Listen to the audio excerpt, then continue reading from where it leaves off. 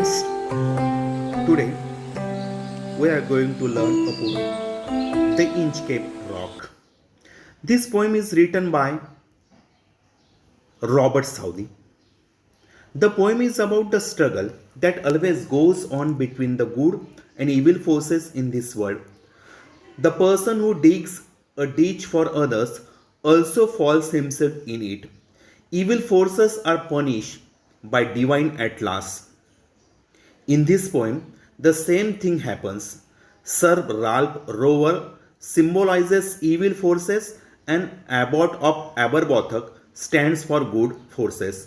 या कवितेत दोन कॅरेक्टर्स आपल्याला दिसतात. सर राल्फ रोवर एक खलाशी जो समुद्रावर चाचीगिरी करायचा, म्हणजे समुद्रावर विविध बोटी आणि जहाजांना लुटायचं काम करायचा, आणि ॲबॉट ऑफ ॲबरबॉथक नावाचा एक कॅरेक्टर की जे एका चर्चमध्ये धर्मगुरू होते. ॲबॉट ऑफ ॲबरबॉथक हे चांगल्या तत्वांचं, चांगल्या मूल्यांचं प्रतीक म्हणून इथं आहेत, तर सर राल्फ रोवल हे वाईट मूल्यांचं प्रतीक म्हणून इथं या कवितेत दर्शवण्यात आलेले आहेत. There was a reef long line of sand or rocks 18 kilometres away from the eastern coast of Scotland. स्कॉटलँडच्या समुद्रकिनाऱ्यापासून 18 किलोमीटर आत एक मोठा खडक होता. It posted a danger to the ships and sailor passing by that. त्या खडकामुळं अनेक खलाशांना व विविध जहाजांना बोटांना खूप अपघात त्या खडकामुळे होत असेल. Many ships were damage and sailor loss their lives after the accident. त्या अपघातामध्ये अनेक खलाशांना किंवा प्रवास करणाऱ्या व्यक्तींना आपला जीव गमवावा लागत असेल. In stormy weather when the wave rose very high the Inchcape rock could not be seen by the sailor. So their ships or boats used to strike against the rocks in the ocean. कारण की खूप वादळ असलेल्या वातावरणात किंवा समुद्राला भरती आलेल्या वेळेस तो इंचकॅप रॉक पाण्याखाली झाकला जायचा आणि त्यामुळे बोटींना किंवा जहाजांना तो दिसायचा नाही. त्यामुळे त्यावर आदळून अनेक अपघात घडत असत. And abbot did an act of kindness by setting up a bell there. Abbot यांनी काय केलं की तिथं एक बेल लावली. Whenever the waves rose high the motion of the waves could pull and loosen the chain of bell make it ring the warn the coming sailor of impending danger hidden under the waves. आणि त्यामुळं मग जर पाण्याची पातळी वाढली तर त्या बेलला त्या पाण्याचा स्पर्श व्हायचा, त्यामुळे बेलचा आवाज यायचा आणि येणाऱ्या खलाशांना, येणाऱ्या जहाजांना, येणाऱ्या बोटींना तो आवाजामुळे कळायचं की इथं इंचकॅप रॉक आहे, याला वळसा घालून आपण गेला पाहिजे. त्यामुळं अनेक अपघात टळत असत. या पद्धतीनं या स्टोरीची पार्श्वभूमी आपल्याला सांगता येईल की या पार्श्वभूमीतून आपल्याला कळतं की ही पोएम आपल्याला गुड आणि बॅड या दोन गोष्टींच्या प्रतीकांच्या माध्यमातून काहीतरी मॉरल संदेश देण्याचा. Inchcape rock. No stir in the air, no stir in the sea. The ship was as still as she could be. Stir याचा आता हालचाल, मुवमेंट. हवेतही कोणत्या प्रकारची मुवमेंट नाही, समुद्र पण शांत आहे. The ship was as still as she could be. जहाजही शांतपणे जहाजांचा चाललेला आहे. Her sail from the heaven receive no motion. Her keel was steady in the ocean. की आकाशातनंही आकाशही शांत आहे, समुद्र शांत आहे, वाराही संतपणे वाहतो आहे, जहाजही संतपणे जहाजांचा प्रवास त्या समुद्रावर चाललेला आहे. There was no movements in the air and sea. Therefore the ship was also motionless. Her sails were erect and there was no motion in them. A keel was also in balance. Keel याचा अर्थ जहाजीचा कणा. A keel is a piece of wood or metal that gives support to the whole structure of the ship or the boat. तो जहाजीचा कणाही स्थिर आहे. Without either sign or sound of their shock the waves of flow over the Inchcape rock. So little they rose, so little they fell, they did not move the Inchcape bell. त्या इंचकॅपच्या खडकावर, इंचकॅप नावाच्या खडकावर संतपणे त्या लाटा उसळत आहेत. लाटा खूप छोट्या आहेत. म्हणून त्यांचा स्पर्श इंचकॅप बेलला होताना दिसत नाही आहे. त्यांचा स्पर्श इंचकॅप बेलला न झाल्यामुळं अतिशय शांतता आहे. शांत असं प्रकारचं वातावरण तिथं आपल्याला दिसतंय. The waves of the ocean flowed over the Inchcape rock smoothly without creating sound of warning bell. It was only because the movements of the waves were so slow that it could not make the bell ring. The waves were not rising up high, so they were not able to hide the dangerous Inchcape rock. मोठ्या पद्धतीने लाटा न उसळल्यामुळे इंचकॅप rock त्या पाण्याने झाकला जाताना पाण्यामुळे तो पूर्णतः झाकला गेलेला नाही आहे. त्यामुळं बेलला त्याचा स्पर्श होताना दिसत नाही. The abbot of Aberbrothok had place the bell on Inchcape rock.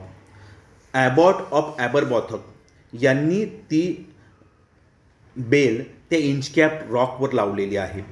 On a buoyance in the storm it floated and swung and over the waves its warning rang. की ती बेल तिथं त्यांनी लावलेली आहे आणि ती लावल्यामुळं बॉयन्स असा तर it is an object that floats, तरंगणारी ती बेल आहे. On the sea or river to mark the places where it is dangerous, where it is safe for boats to go. तिथं बेल तिथं तरंगत्या स्वरूपात तिथं लावले. ॲबॉट याचा अर्थ मी तुम्हाला सांगितलं की एक धार्मिक संस्थेचा प्रमुख धर्मगुरू. ॲबरबॉथकचे धर्मगुरूंनी ती बेल तिथं लावलेली आहे. तरंगणारी ती बेल आहे आणि तिथं ती लावली आहे. Abbot of Aberbrothok knew the danger of the rock and acted to save the lives of the sailors. He set up the bell there on a Inchcape rock. It floated on the buoyance in the storm and moved and produced the ringing sound that warned the coming sailors on the time of hidden danger.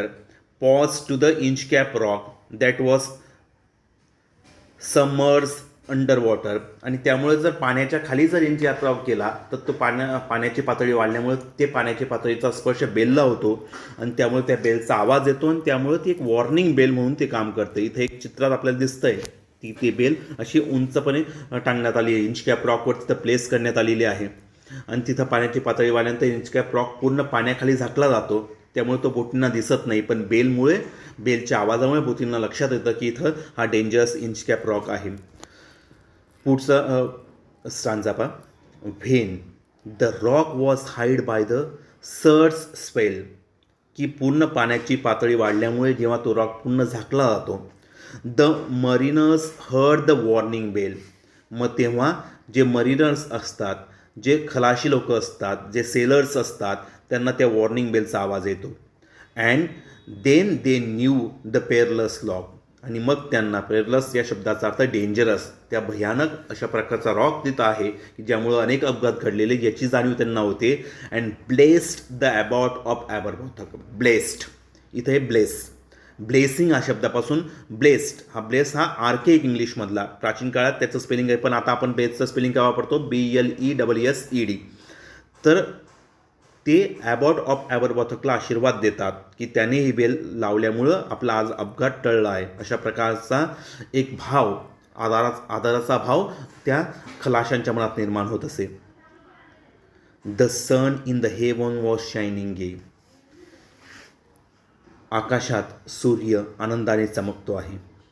All things were joyful on that day. त्या दिवशी सर्व गोष्टी आनंदी होत्या. आकाशातला सूर्य आनंदी होता. निसर्गातले सर्व प्रकारच्या वस्तू आनंदित होत्या. समुद्र आनंदित होता. उडणारे पक्षी आनंदित होते. The sea birds screamed wild round. Sea bird जी असतात तर ते ओरडता आहेत आणि आनंदाने विल्ड याचा अर्थ गोलगोल गिरट्या मारणे, आनंदाने गोलगोल फिरता आहेत. And there was joyance in their sound. आणि त्यांच्या आवाजात जॉयन्स याचा अर्थ जॉय, ग्लॅडनेस, त्यांच्या आवाजात पूर्ण आनंद भरलेला आहे. म्हणजे in the above lines the poet describe that the day was very joyful. The sun in the sky was shining brightly.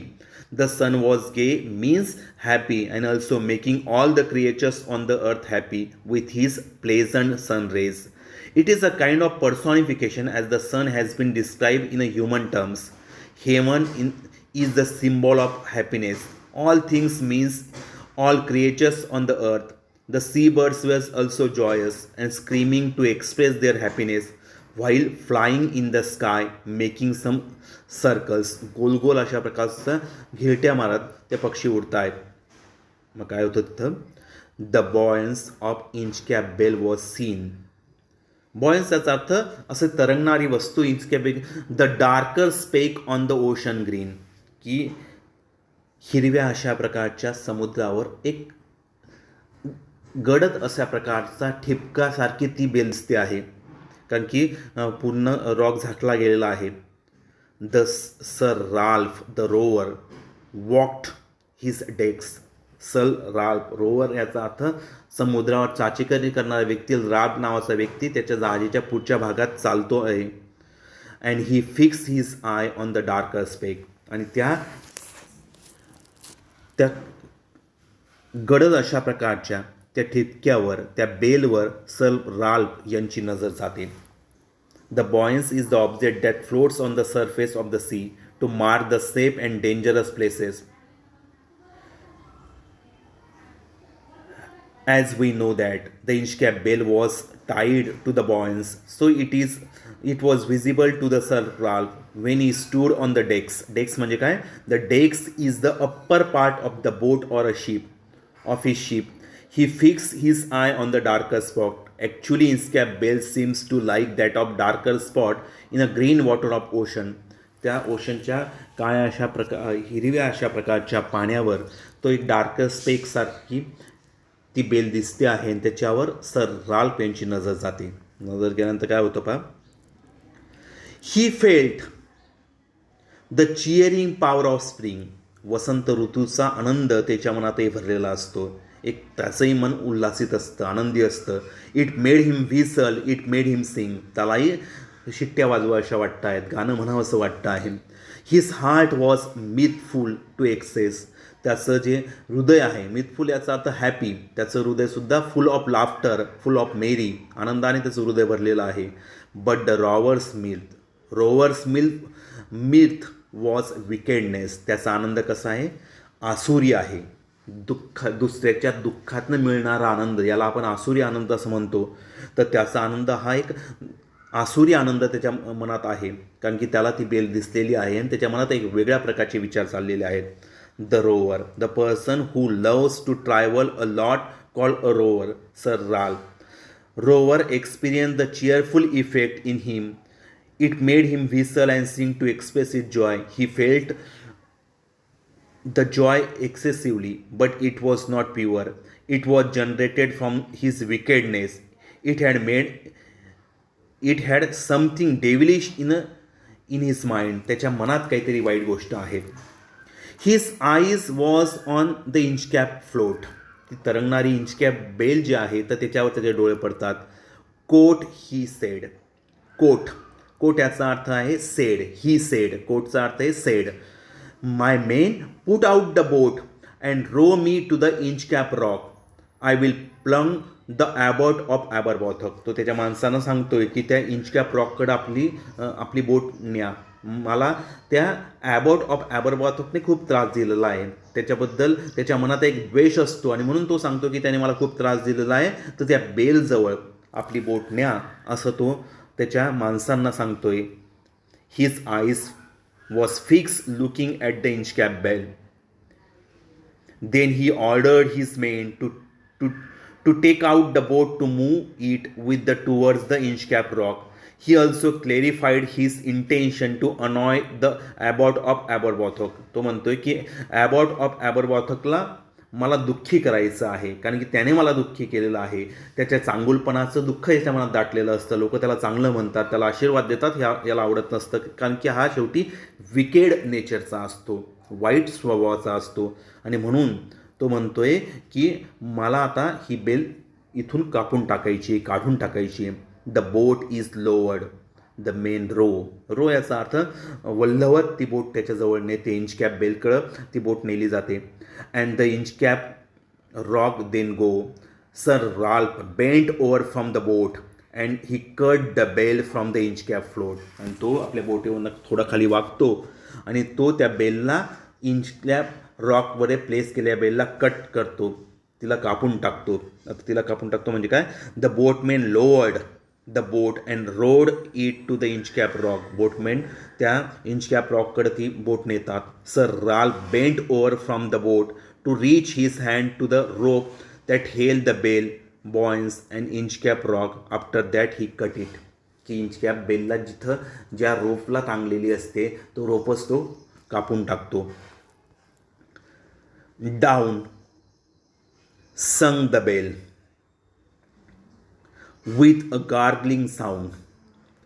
ती बेल अशी आवाज करत. Gargling sound it is an example of onomatopoeia. Onomatopoeia म्हणजे काय की ज्या शब्दांच्या उच्चारातनं त्याचा अर्थ कळत असतो, आवाज निर्मिती होत असते, तर त्याला आपण ऑनोमोटोपोइक वर्ड्स किंवा ऑनोमोटोपोइया पोएटिक डिवाइस म्हणतो. The bubbles rose and burst around. आणि आजूबाजू अशा प्रकारचे बुडबुडे निघू लागतात. ती बल्ब खाली घळघळत जाते, खाली जात असते. Quoth sir Ralph. कोट याचा अर्थ सेड. ते कोण म्हणतोय?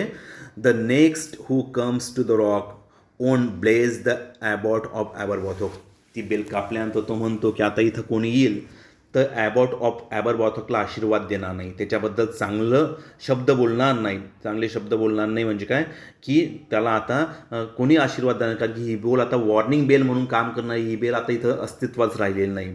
As soon as the evil minded Ralph cut the rope and the bell sank down in the deep water of ocean, creating a gargling sound. Gargling याचा earth it is a sound created by water when it passed through a very narrow passage. The bubbles also spread on the surface of the water and they burst at once. पाण्याच्या वरती पृष्ठभागावरही काही बुडबुडे निघू लागतात आणि त्याला एक प्रकारचा एक आनंद, वेगळ्या प्रकारचा आसुरी आनंद त्याला मिळतो. It means the person sailing toward the rock would not be able to listen the warning bell. की जो व्यक्ती आता या रॉककडे येईल त्याला ही वॉर्निंग बेल ऐकू जाणार नाही. आणि मग काय होईल की coiled his ship or boat against the Inchcape rock and die. आणि या इंचकॅप रॉकवर ती शिप आदळेल आणि ते मरतील. In that way he would not be able to bless the abbot of Aberbrothok. की ते व्यक्ती मग ॲबॉट ऑफ ॲबरबॉथोकला ब्लेसिंग करणार नाही, त्यांना कोणत्याही प्रकारचा आशीर्वाद देणार नाही, अशा प्रकारचा विचार त्याच्या मनात येतो. Sir Ralph the rover sails away. He scoured the sea for many days and now grow rich with plundered store. He steer his course of Scotland's shore. मग तो स्कोअर याचा तर सर्च फॉर समथिंग व्हॅल्युएबल, काहीतरी शोधत तो तिथं जातो. Plundered याचा तर लुटेड, खूप गोष्टी लुटतो. स्टिअर्ड मूव अ पर्टिक्युलर डिरेक्शन, आणि विशिष्ट दिशेने तो जातो. म्हणजे काय की तो आता त्या सर राल्फ पुढं जातो प्रवासाला. खूप गोष्टी त्या प्रवासात खूप जाजं लुटतो, खूप पैसा जमा करतो. After cutting the rope of the bell sir Ralph sailed away from there. He was a pirate. तो एक समुद्र चाचेगीर करणारा व्यक्ती असतो. So he search for the ships and boat to loot them of the valuables. आणि तो ते व्हॅल्युएबल्स तिथं लुटण्याचा लुटतो. He did so for many days and become a rich person with plundered valuable things. लुटलेल्या त्या पैशांनी तो श्रीमंत होतो. One day he was on his way to Scotland shore. आणि पुन्हा एकदा तो परतीच्या प्रवासाला लागतो. मग परतीच्या प्रवासाला लागत असताना काय होतं पहा. So thick haze spread the sky. They cannot see the sun on high. The wind hath blow a glare all day. At evening it had died away. Haze याचा अर्थ आहे the sky become haze when the atmosphere become full of element of dust. म्हणजे पूर्ण आकाशात धुकं पसरलेलं असं. Hedge म्हणजे धुकं. हेत याचा अर्थ हॅज. हेत हा आर्केइक इंग्लिशमधला शब्द आहे. प्राचीन इंग्रजीमध्ये आता आपण त्याला हॅज वापरतो. The wind has blown. जोराने वारा वाहत असतो. ग्ले याचा अर्थ स्ट्रॉंग विंड. जोराने वारा वाहत असतो. संध्याकाळची वेळ असते. आणि evening it has died away. जणू काय संध्याकाळ आता संपण्यात असते, रात्र पडत असते. So it happens that a thick fog filled the atmosphere. आकाशात पूर्ण अशा फॉग, हे जर आता फॉग म्हणजे धुकं, आकाशात पूर्ण धुकं पसरतं. It was spread far and wide making the sun invisible. की आकाशातला सूर्य पण दिसत नसतो, इतकं दाट धुकं असतं. आणि यांची बोट परतीच्या प्रवासाला निघालं असते. A fast wind has also made blow throughout the day. जोरजोराने वारा वाहत असतो. ब्लो याचा अर्थ आवाज, वाऱ्याचा आवाज जोरजोराने येत असतो. आणि काय होत असतं मग?